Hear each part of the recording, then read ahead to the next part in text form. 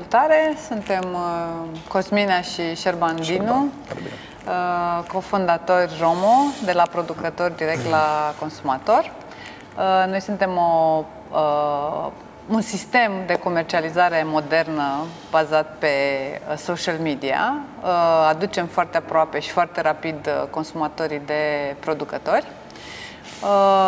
Viziunea noastră este să redăm noblețea meseriei de agricultor și să oferim generațiilor tinere care vin tare din urmă acum o opțiune cool pentru o activitate profesională. Propunerea noastră de valoare este o platformă modernă care conectează micul producător, producătorii locali în general, de calitate, cu produse de calitate, de consumatorii din orașe, fără ca aceștia din urmă să-și sacrifice confortul și să aibă acces la produse de calitate, produse etic și local. Consumatorul principal al produselor Romo are între 0 și 5 ani, majoritatea lui.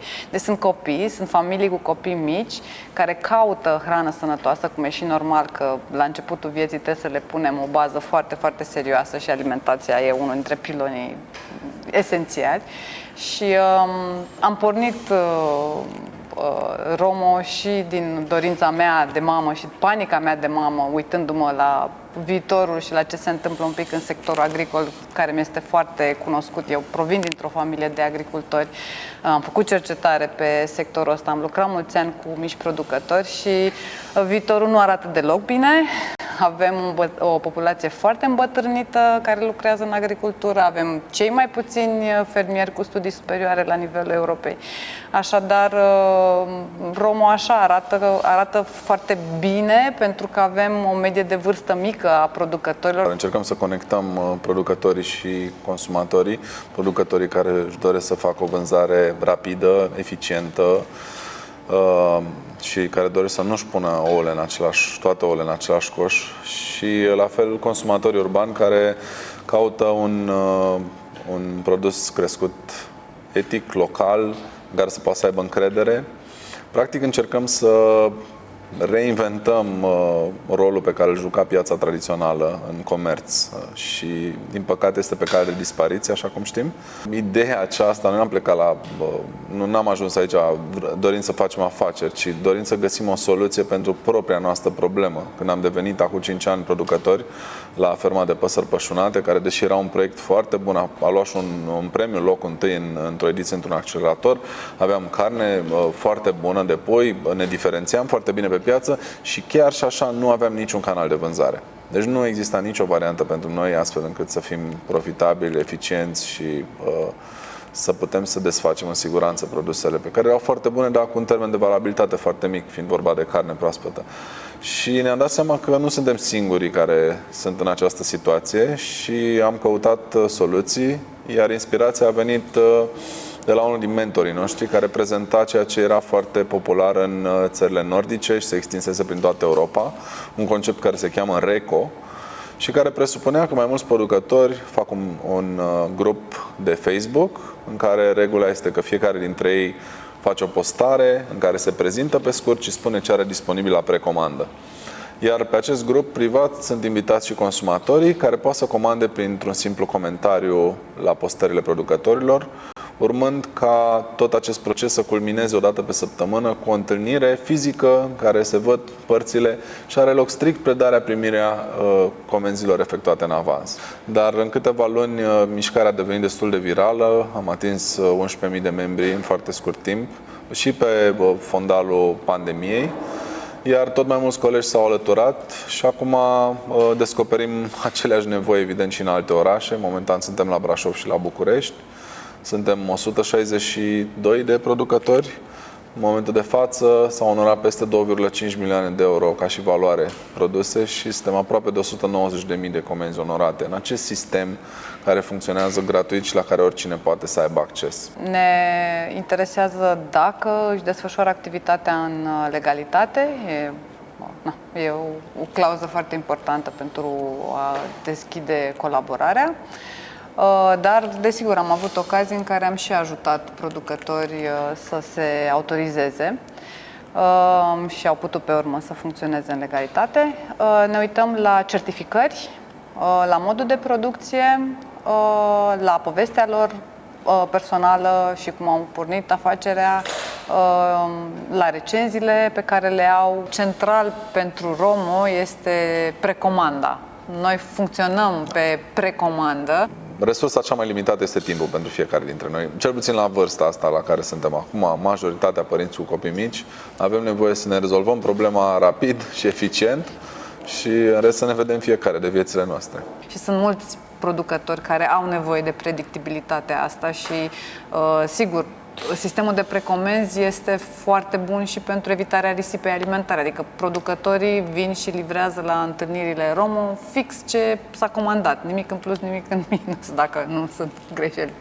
Dar asta a ajutat foarte mult și asta le place foarte mult producătorilor, dar și consumatorilor, pentru că predarea, primirea comenzilor, care sunt deja precomandate, se face foarte rapid. Atunci când comanzi în avans, producătorul știe exact ora la care să îți aducă produsul, astfel că o să își dorească să ofere prospețime maximă.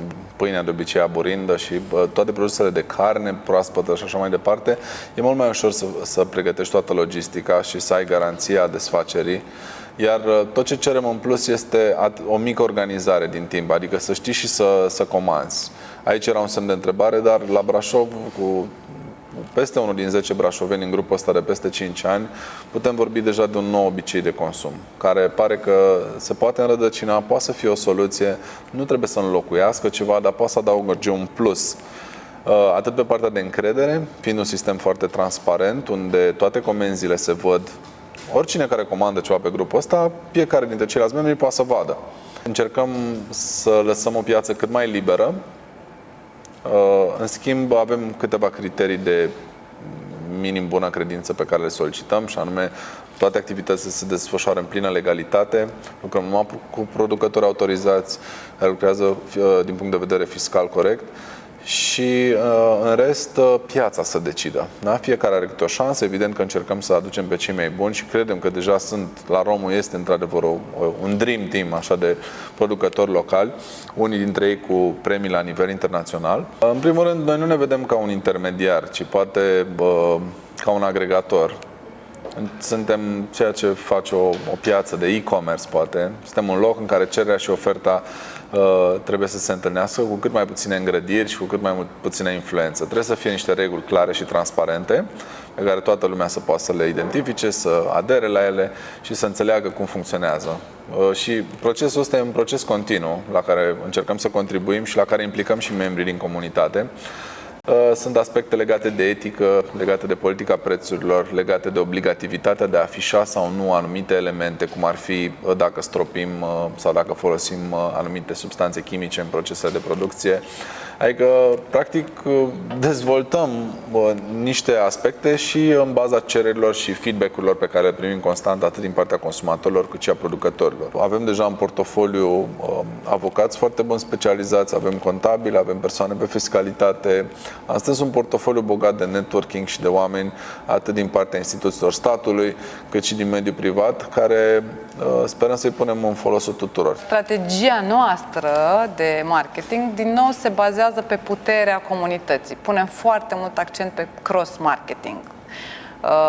Toți producătorii din grup sunt încurajați, rugați să, în primul rând când intră fiecare, îi rugăm să-și aducă cunoștințele în grup, clienții, prietenii, îi ajută și pe ei, în primul rând pentru vizibilitate, dar tot grupul a crescut așa, cu aportul fiecărui producător care și-a adus clienții și cunoscuții în grup. Tot ce învățăm acum din Romo și din experiența asta pe Facebook, ne pregătim de peste 2 ani de zile să o transpunem într-o platformă proprie. Adică am identificat tot felul de probleme, tot felul de oportunități în lucru cu producătorii și cu consumatorii și credem acum că avem formula pentru a încerca pe cont propriu să dezvoltăm o platformă dedicată acestui model de precomandă, adică ceva ce credem în continuare că lipsește pe piață, o piață în adevăratul sens al cuvântului, dar online. cam asta e direcția de viitor în care mergem. Sperăm să aducem și noi un pic de contribuție și, exact cum am zis, să inspirăm pe cei mai tineri că totuși e cool să fii fermier și poți să ai o viață faină și e o meserie cu foarte mult rost, cu satisfacții, dar evident nu este ușoară.